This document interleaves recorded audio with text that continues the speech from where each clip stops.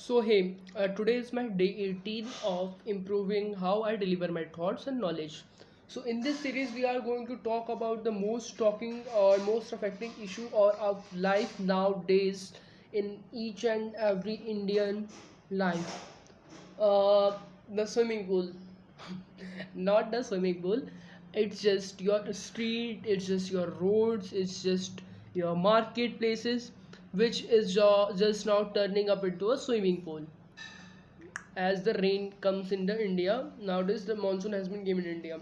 So so what's the reason behind it, why it is happening? So let's start. Most more than 70% of our Indian cities, like urban areas, is just scientifically lack design of storm water drainage system, which is a huge part why waterlogging happens practically every monsoon. India's urban framework actually looks solid on paper, but not in the reality.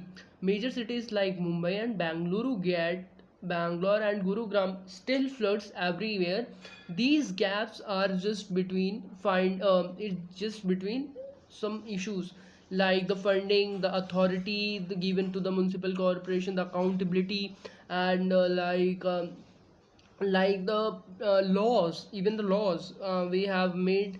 It just the rules and the regulations has been made decades before, which was for the which was for that time, for from that time of factors, like like what that time the system was, and it still follows still now today's.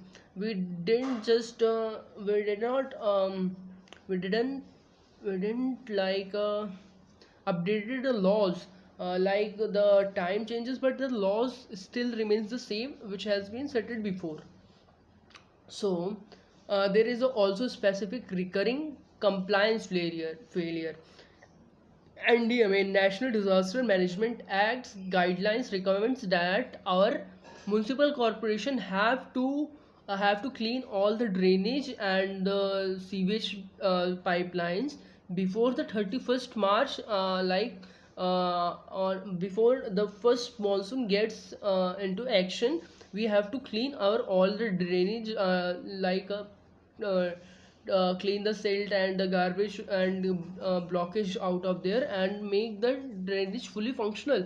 So this is the guideline by the NDMA, but local authorities routinely fails to execute these on time. This year, the Bangalore already experienced intense pre-monsoon, recording 130 mm in just 12 hours. Yes, in just 12 hours, 130 mm rain has come into the Gurugram, oh Bangalore. So waterlogging as lakes overflow and significant damage. The number have surpassed the recent high of 114.6 mm in just 2022. It just now just surpassed in the pre-monsoon. I like this year is going to be hard for the cities.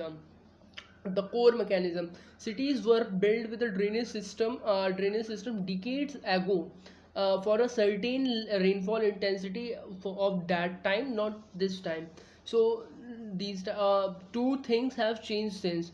Rainfall now is coming shorter and with its more intense burst, due to the climate change. And the second, the the concrete jungle of the cities, like concrete have the cities have paved over natural water, absorbing absorbing land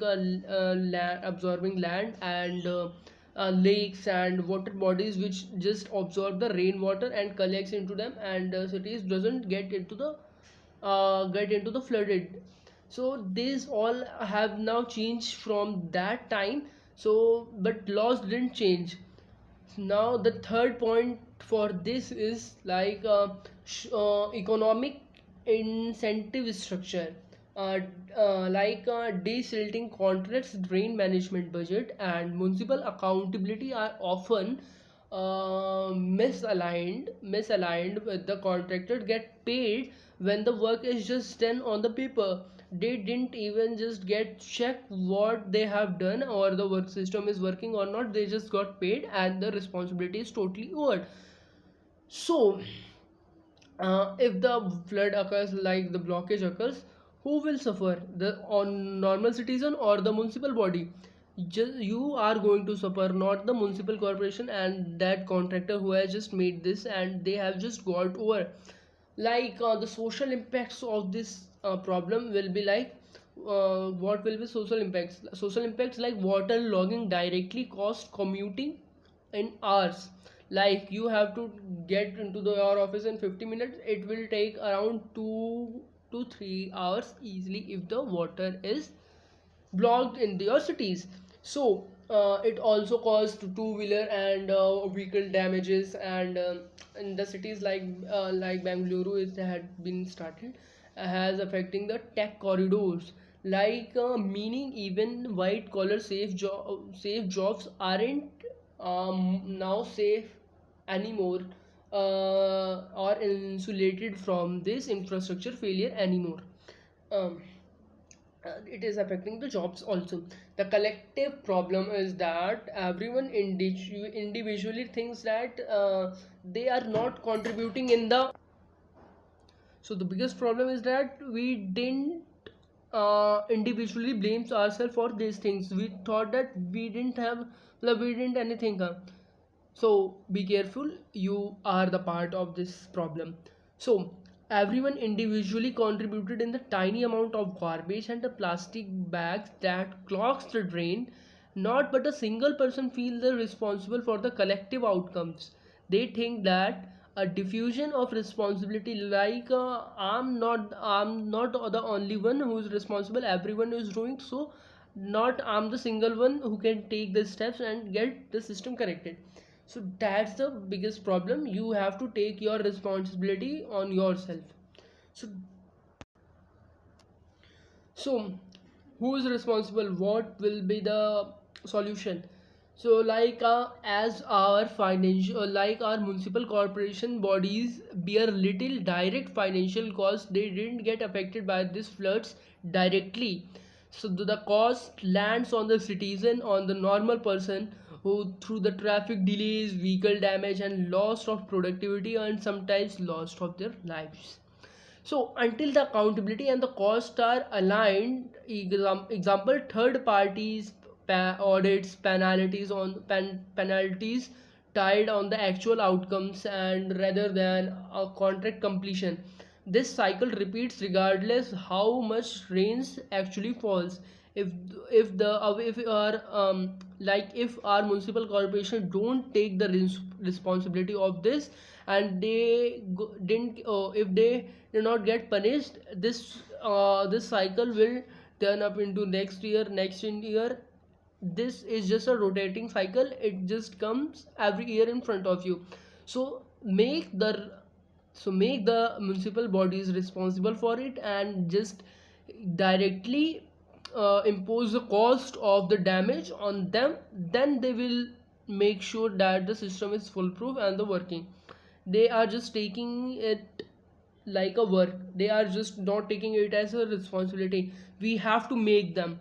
We are the one who pays taxes, so know your rights and raise your voice. That's it.